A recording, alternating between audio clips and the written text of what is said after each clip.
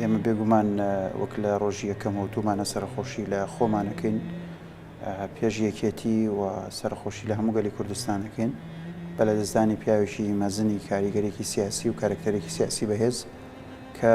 جێپەنجەی لە مێژووی سیاسی گەلی کوردستانە دیارە و هەر ئەمێنێتە ئاسارەکانی لەبەرەوە هیوادارم خی گەورەی ئینشاڵڵا ڕۆحی بە بەهەش شاد کاوە بتوانین کە ئێمەش هەموو حیزبە سیاسیەکان وەکو پێویست ئەو بۆشایە پڕکەینەوە کە بەڕێز مام جەلال جێهێشتووە و یەکێتیش بتوانێت فعلا لەسەر و نهج و ڕێبازە بڕوا کە بەڕێز مام جەلال لەسەری بەڕێز مام جەلال کەسایەتیەک بوو ئەو مواسەفاتانەی تیا بوو کە هەر سیاسیەکی کاریگەر کە بیەوێ دەوری ڕابەرایەتی ببینێ تقریبا هەموو ئەو سیفەتانی تیا بوو زۆر بەباشی ئەوەی کە بیەوێ سیاسێکی کاریگەر بێ و ڕابەرایەتی بکە پێویستە ڕوئیایەکی ڕۆشنی هەبێ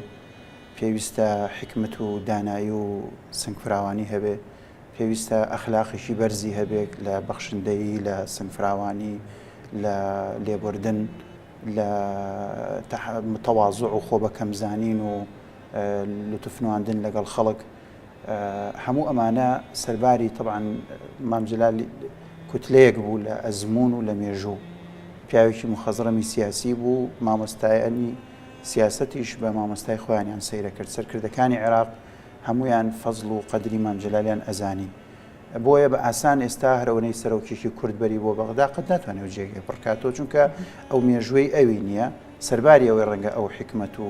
کاریگەری ئەویشی نەبێ بەڵام ئەو مێژوو قورسایی کەسایەتی کە بە ئاسان دروست نابێت بە دەیان ساڵ